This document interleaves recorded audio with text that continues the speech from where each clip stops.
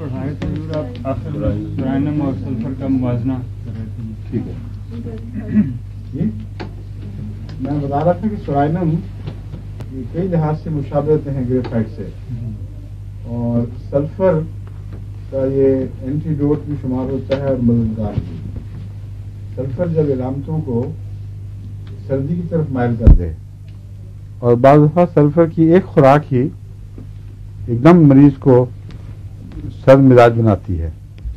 اس لیے سردیوں میں عموماً سلفر کے استعمال میں احتیاط برتتا ہوں، کیونکہ مجھے اپنے ذاتی تجربے سے بھی بہت ساری باتیں معلوم ہوئی ہیں. سردیوں میں کئی دفعہ میں نے دیکھا ایک خوراک سلفر کی کھاؤ تو صبح نمایاں طور پر سردی محسوس ہوتی تھی، بلکہ نزلے کی کا رجحان بڑھ گیا، حالانکہ سلفر کو اینٹی بایوٹک کے طور پر اثر دکھانا چاہیے. سرائنم کھائی تو ٹھیک ہو گیا. بس سرائنم اور سلفر میں بنیادی طور پر مزاج کا یہ فرق ہے.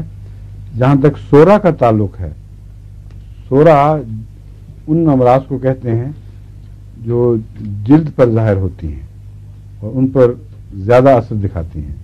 سورائسس اسی سے مشتق ہے. تو وہ امراض سلفر میں بھی اور سرائنم میں بھی کم و بیش ایک جیسی علامتوں کے ساتھ سوائے گرمی سردی کے فرق کے مریضوں میں پائی جاتی ہیں. اگر مزاج گرم ہو تو سلفر دے دیں، ٹھنڈا ہو تو سرائنم دے دیں.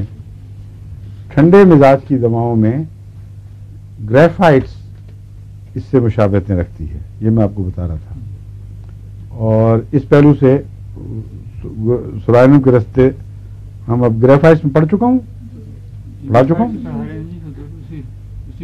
ٹھیک ہے. اب سرائنم کی اب باری آئی ہے.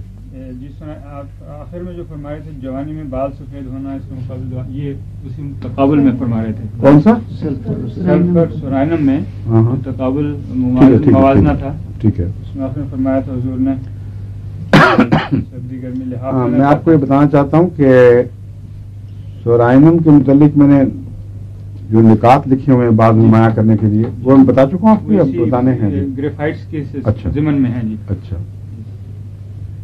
میں نے بتایا تھا جب گرم ہو بستر میں تو اس کی شروع ہو جاتی ہے خارش، اور سلفر میں بھی یہ موجود ہے اور گریفائٹس میں بھی موجود ہے.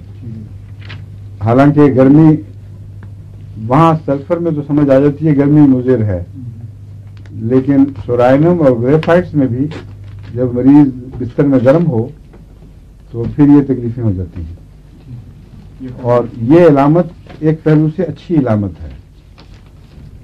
اس کا مطلب یہ ہے کہ جسم کے اندر حدودوں میں اور اندرونی جھلیوں میں ابھی یہ صلاحیت موجود ہے کہ جب مناسب ماحول پیدا ہو تو اپنی بیماری کو باہر نکال کر پھینکیں.